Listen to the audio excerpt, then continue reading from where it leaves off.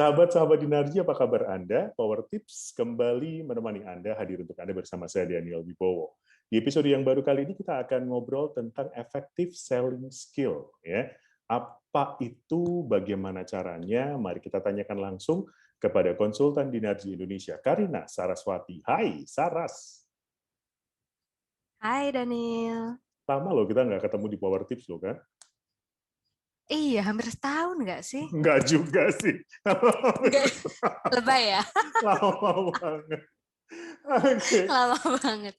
Ya, kita udah hampir setahun WFH lah ya.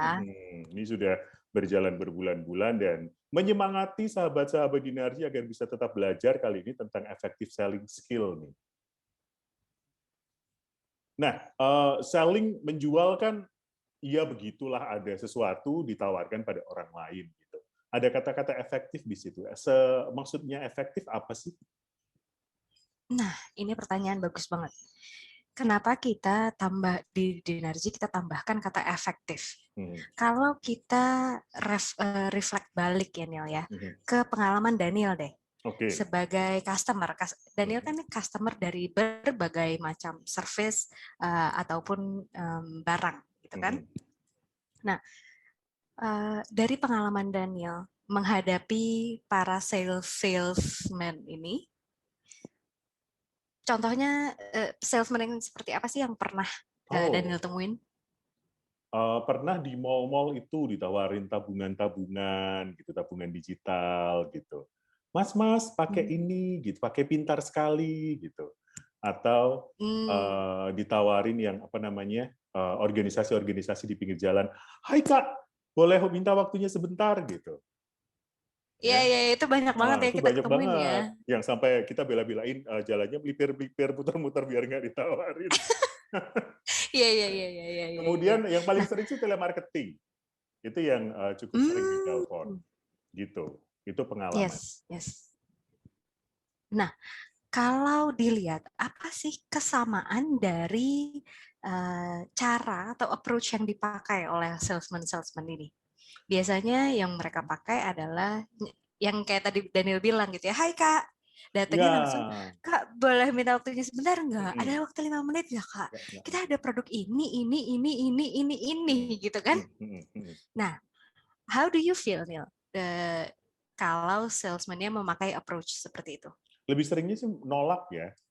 Lebih seringnya yang ya karena kan waktu itu kita sedang in the middle of something gitu, yang entah keburu-buru, entah apa, entah sedang jadi sesuatu gitu. Jadi seringnya sih menolak untuk ditawari gitu, bahkan untuk ngobrol.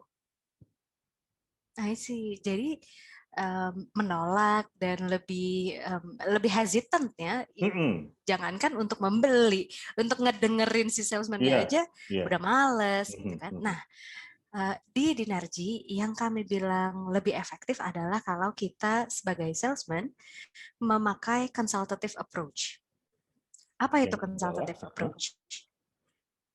Ini adalah approach di mana kita sebagai salesman menempatkan diri sebagai konsultan untuk customer kita. Artinya, fungsi kita sebagai salesman bukanlah untuk menjual barang atau jasa, melainkan untuk menyelesaikan pain points atau masalah dari customer. Oh, dibalik berarti ya.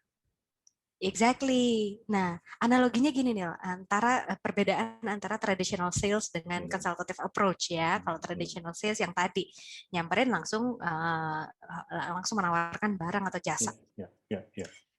Kalau kita main dart, Daniel main dart nggak? Dart itu yang lempar-lempar itu. Ya, exactly. Yang ada lingkaran terus kita lempar ya. Nah, kita bisa memakai berbagai cara nih untuk main dart. Yang pertama itu kita lempar aja sebanyak-banyaknya gitu ya, dengan harapan pakai doa tiba-tiba salah satunya bisa jadi bullseye, bisa kena sasarannya. Betul. Ya kan, dengan memperbanyak volumenya.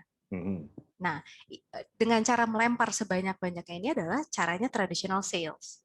Kalau caranya consultative approach itu kayak gimana sih? Caranya adalah kita ngeker nih. Jadi tangannya kita keker dulu. targetnya ada di sebelah mana, kita sesuaikan tangan kita, kita sesuaikan powernya yang kita keluarkan, sehingga bisa jadi bullseye dalam satu tembakan. Nah, ini adalah yang membuatnya menjadi efektif, exactly, jadi lebih tajam. Ya. Pertanyaan selanjutnya, gimana caranya? Nah, pertanyaan selanjutnya kita simpan untuk episode yang selanjutnya ya. Selanjutnya. Di episode kali ini tips yang bisa langsung diimplementasikan oleh teman-teman yang menonton adalah rubah fokusnya sebagai salesman bukan untuk menjual barang atau jasa kita, tapi untuk menyelesaikan masalah customer kita. Itu dia. Ubah dulu mindset-nya, baru kemudian langkah selanjutnya di episode berikutnya. Exactly. Baik. Begitu sahabat Dinarji, ubah dulu bukan untuk menjual barang kita, tapi untuk menyelesaikan masalah dari konsumen kita. Caranya bagaimana? Ikuti di episode selanjutnya. Ya, Saras, terima kasih. See you. Hai, sahabat Dinarji, terima kasih.